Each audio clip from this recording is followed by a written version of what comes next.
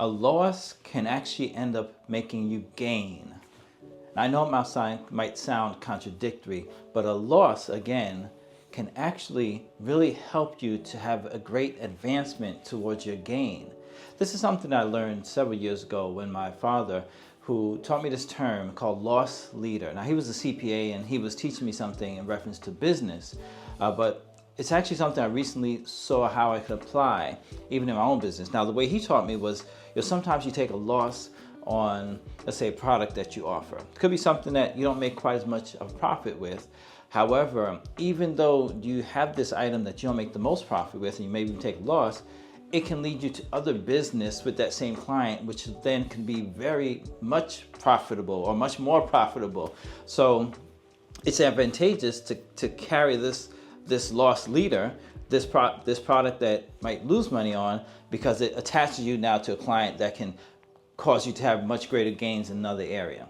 So now that's one area, and I was thinking of it a little bit differently today, and I want to share with you like 2 or 3 other ways that we can look at a loss leader. So a loss can really put you at an advancement position.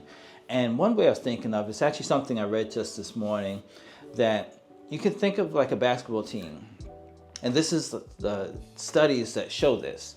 But a team that goes into the halftime and they could be just a little bit behind the other team, guess what? They have the greatest percentage, or the greater percentage of winning the game when they've gone into halftime just a little bit below. Now, I'm not talking about someone that is getting blown out and obviously and they're losing by a lot, but if they're just a little behind, they have a greater chance or probability of winning the game. Now, let's consider and think about why that is. You figure the team that is ahead, they're kind of, okay, well, we're doing what we're doing and we're gonna just keep doing what we're doing, which, what happens when you keep doing what you're doing in life? You get the same results. And that might be okay, but then now if you have the team that is a little behind, what are they gonna do? They're gonna make some advancements, they're gonna make some strategy, they're gonna make some adjustments, and they're actually going to come out with maybe even more fire to go ahead. And they can overtake that team that was just staying steady, doing what they were doing. So even in businesses that are just kind of coasting along, just doing what they're doing, that's like the team that might be ahead. They might be doing good for a while, but then after a while, you see then they're falling behind the competition because the competition comes up and they actually start doing better. So sometimes it's actually even advantageous for us to be the small guy or the ones that's looking at those that might be ahead. And I could say that even from my own business, when we were just starting out, we had ones that we looked up to, so other companies that we looked up to in a way.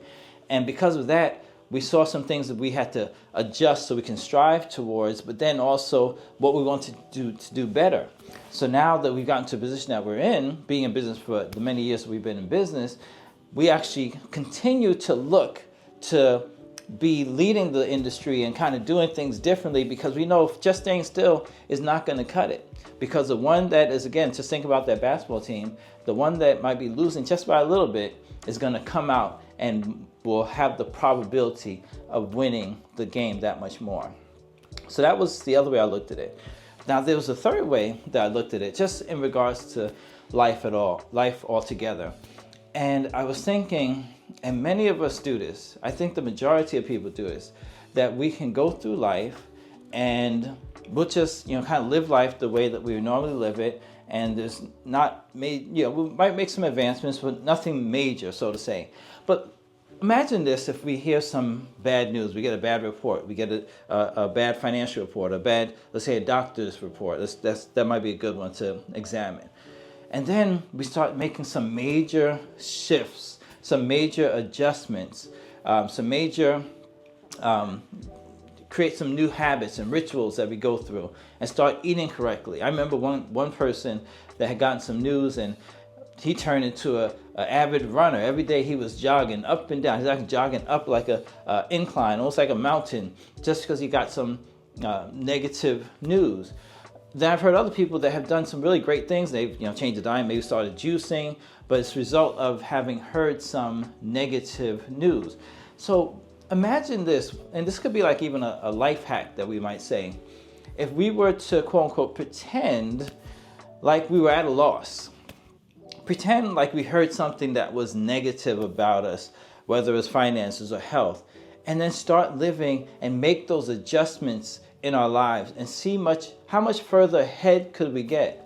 Imagine if we do that before having heard any kind of a negative report, instead of doing it only because we've heard a negative report. And it's just an imagination thing, but it actually can help us to have an edge and an advantage at life by considering if we were at a loss, if we were hearing something that was negative. So that was another way I was thinking about it, how we can be lost leaders. And this is more like a pretend loss, but I think it's really, really good to actually do something like this prior to hearing any bad news. So now the third way I'm going to think about this is definitely, I love to relate it to the story of Christ and the gospel message. And I think about my own relationship with the Lord. And I grew up in church. I was born from the womb. My parents had me in the church. So I've been in church for the first 20 or so years at one church growing up. And then as I got older, I've been in another church for another 20 or so years. I've been there. However, my relationship with the Lord really didn't come about until I came to an understanding that I was losing in life. I was not performing, even with the limited success that I had, even with whatever finances I had, even with my education and however smart I thought I was. I really was not living the life that I knew I should have been living. I still was having challenges that would put me down. I still was having anxiety and fear and even depression over certain things as well too. I still was having issues in relationships. Once I realized that I was at a loss, that's when I was humble enough to really, really accept the Lord as my Savior. So this is where I thought of the ultimate lost leader. When we get to that position, when we realize that our lives are at a loss, then we can be in a great position to accept what Christ has done for us. If we think that we're going around and we're doing things great and we're doing good, that's actually just that coasting mentality. We're just coasting along. We really just think everything is going good. But once I realized that, the wages of sin is death. I'm in a bad position here. I might look okay, but my life is not all that what people may see from the outside, or even what I want to project from the inside to let other people see. And when I realized that I was at a loss, that's when I came to the point where I had to turn to the Lord. And I believe for most people, that's where it actually really begins. When you can realize that your life is not the very best by yourself, and that we need Christ. There's something I actually read not too long ago that it said, I'm not that perfect Christian. I am the imperfect one that recognizes I need Christ every day. And that says it. That says so much in there.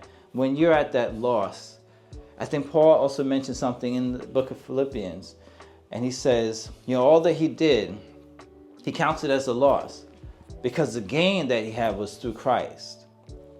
So I want to encourage you today that we can be lost leaders on the business level, but also on a personal level in our relationship with the Lord.